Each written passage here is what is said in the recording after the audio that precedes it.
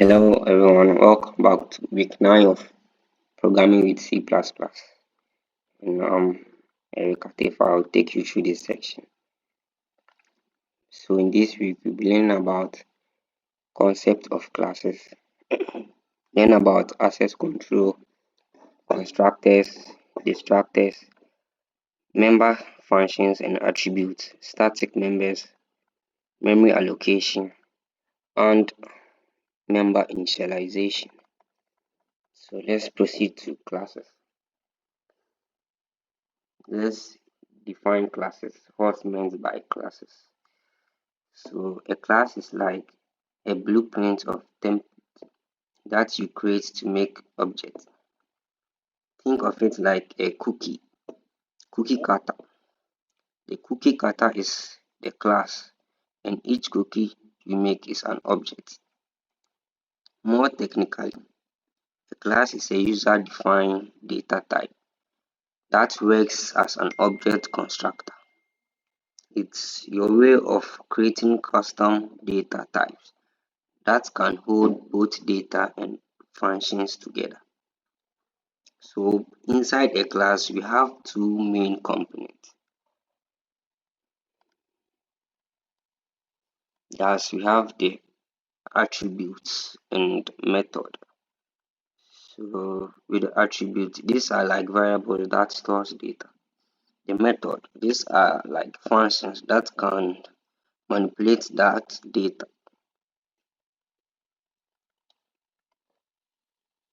Let's move on to class definition. Now let's see how to actually create a class. The structure is quite simple. So this is how you can create a structure. Class definition, sorry. So these are the structure for it.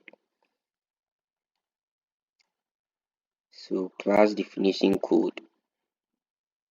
These are all codes you have to know when writing a class definition. So let's move on.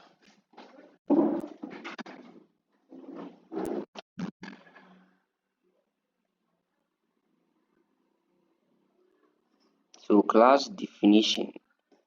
The class keyword is used to create a class called myRecord. The public key is an access specifier, which specifies that members of the class are accessible from outside the class. So inside the class, there is an integer variable, my age, and a string variable, my name. When variables are declared within a class, they are called attributes.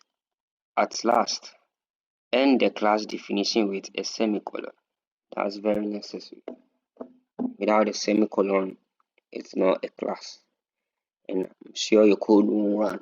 It will give you a syntax error. So now let's proceed to the component of a class.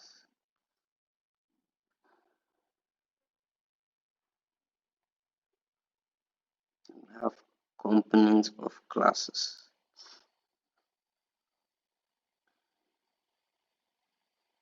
So a class contains attributes and methods known as members.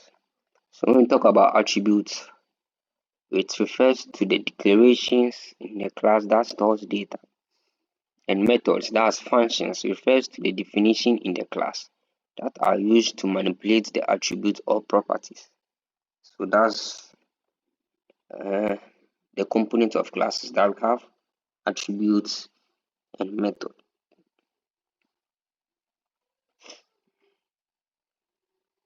So let's move on to class method. So when we talk about class method, they are functions that belong to the class. So they have two ways to define functions that belongs to classes. Thus, we have the inside class definition, and we have the outside. So as you all can see, this is a particular code section for the inside class method.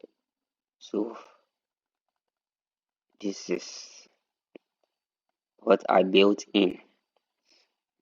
It's very simple. And this is the class method that's outside. And it's also simple if you take your time to go through, get a clear view and understanding about it. So let's move on to class method, that's parameters.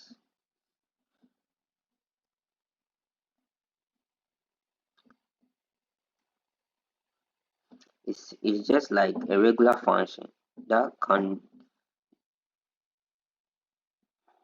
functions that classes method can accept. That's the parameters. So you said it's a regular functions class method can accept a parameter. So these are codes inbuilt. I just fixed in my slides.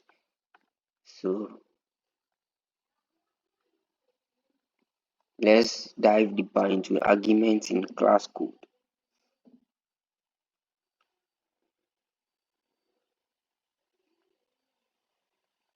So as you all can see, these are codes. These are all codes. Let's move on to class constructors. So now let's talk about constructors. A constructor is a special method that runs automatically when you create an object from a class. It's like an initialization function. So let me give you some rules that you have to follow that will govern you when writing a class constructor. So the constructor has the same name as the class. That's one. It has no return type. That's not even a void. It's usually declared as public. It runs automatically when an object is created. That's a rules for writing class constructors. So these are codes. These are specific codes that you have to know when writing class constructors. Now let's move on to class destructors. So just as constructors create objects, destructors clean up when objects are destroyed. A destructor is called automatically when an object goes out of scope or is explicitly deleted. So that's the work of the destructors. It cleans up an object and also destroy them automatically. So to create a destructor, you use the title that's followed by the same name as the class, then by parentheses, well noted. So these are input code. I have to know.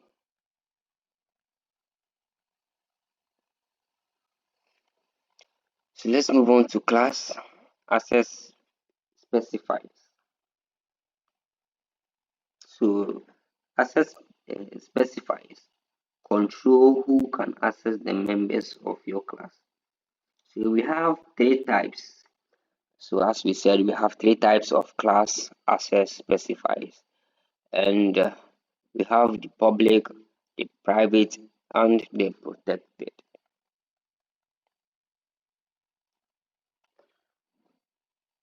So with the public, let me talk a little bit about the public. It said members declared as public can be accessed from anywhere, inside the class, outside the class, from other classes.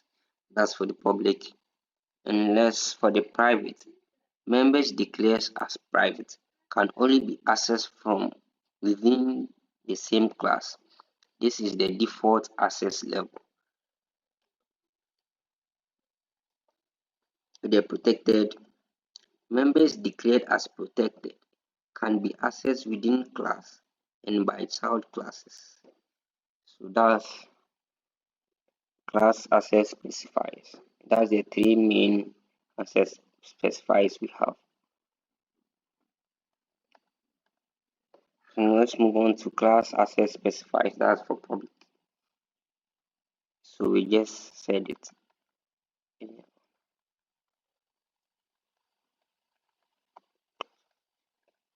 So these are all the structures you have to follow.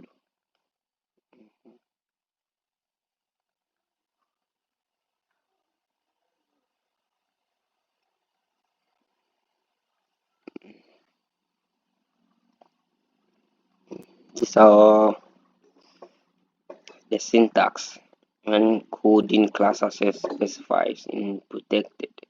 So now let's move on to class. That's this pointer. So this pointer is a special pointer that points the current object. It's useful when you need to refer to the object itself.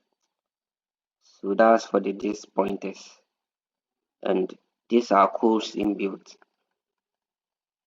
when coding these pointers. Let me put it as the syntax of this pointers code.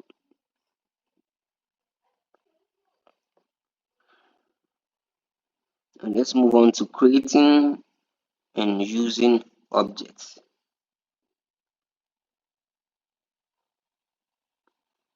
You said an object is an instance of a class. So one, created from a class.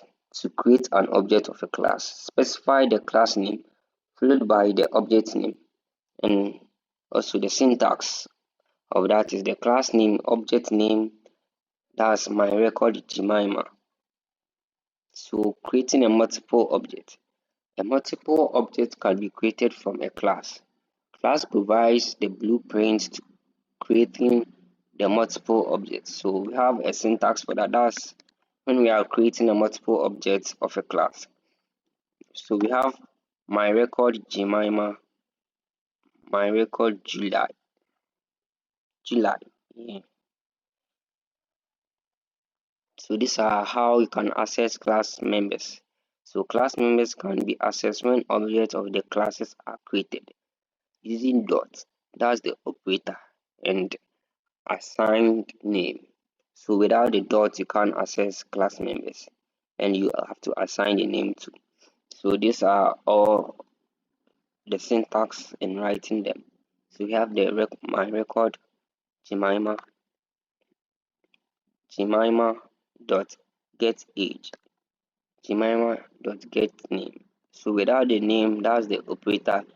You are not accessing the class members. So bear in mind. So now let's move on to modifying class members. That's attributes.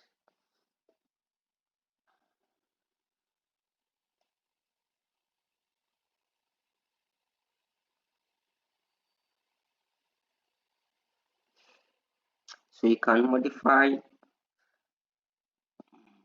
public attributes directly. So that's you have the static members. The static members belongs. Okay, let's move on to static members. That's class members. It belongs to the class itself, not to any specific object. You can access them without creating an object. So you can access the static members without creating an object. So both attributes and method can be static members.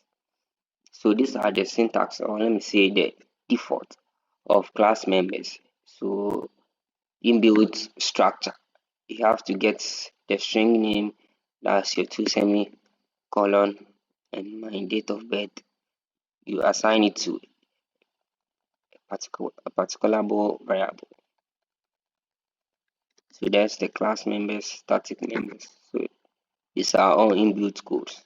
Let me say the syntax for it. So now let's dive deeper into the object-oriented programming. Cutie red heart, red heart. So object-oriented programming is about creating objects which can hold data and functions that works on that data. So classes are used to implement object-oriented concepts such as extrapolations, inheritance, and polymorphism. So let's talk about inheritance.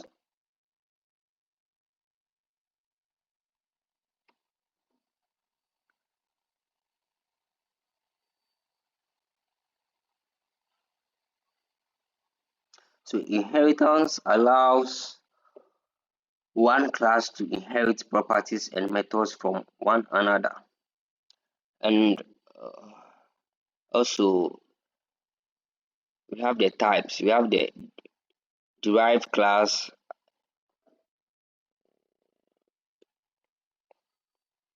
class that inherits from another class.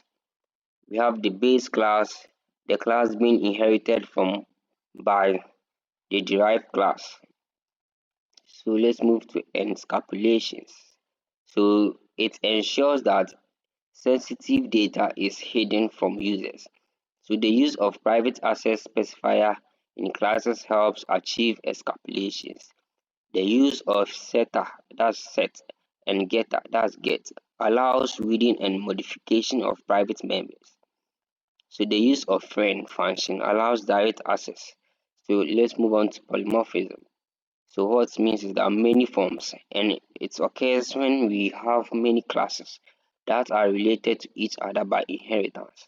It uses method inherited from another class to perform different tasks. That's the use of the polymorphism. It access many forms. Like let me put it in that way. So it's very in hand with the inheritance, like related to each other by the inheritance.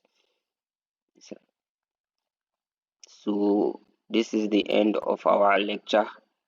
That's programming with C++ week 9, and we have a task here that all my viewers will go and solve. That's incorporate the use of classes and tags on student results display. So I'll urge everyone to go through and read in it